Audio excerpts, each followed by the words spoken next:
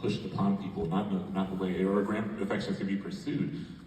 I would say that I could be the most romantic person alive, but I would also say that what I'm kind of interested in is a romance that relies at least in part on absence, or on knowing what you have had once and do not have again, or maybe cannot ever have again. That, to me, propels us towards a real level of gratitude for having loved or having been loved. This is just, loneliness is a better bet. You're not guaranteed a life where anyone is required to love you. As a matter of fact, I think the world is growing increasingly cruel, interpersonally cruel, and I think that will continue to accelerate. And I think the acceleration of that we'll have to really reckon with the idea that love and any kind of interpersonal affection is not something that any of us are granted or promised.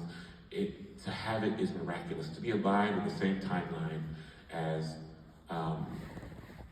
this morning I was talking to, this is not name dropping, he's a friend. This morning I was talking to my dear friend and Iowa professor, Kade Akbar, who I love so much. And after we got done talking, I remember I was like walking through the airport, because he's not here, we're gonna miss each other like by hours, you know. And I just called him, you know, I love you and I'm sad, I'm gonna miss you. And then I got on the phone, I was like, man, I could have been born into any timeline in history. And I was born into a timeline where I get to love Kade. And he was born into a timeline where and even us being born in that same timeline does not guarantee that we would fall into each other, you know. That is a series of miracles that I have so much gratitude for, in knowing what is on the other side of that, knowing that there is a potential life where I have none of that. Even that presents a longing that is ever present, so that I love the people who are here just with a ferocity. I'm already longing for a world where I might not have them, because I understand the existence of that world.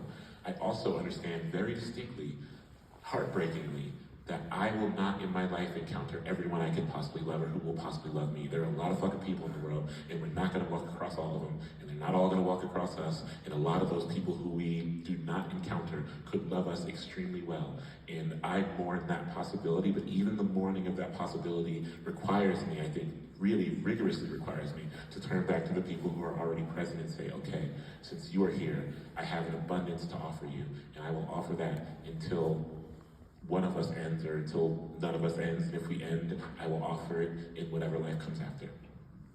Thank you so much.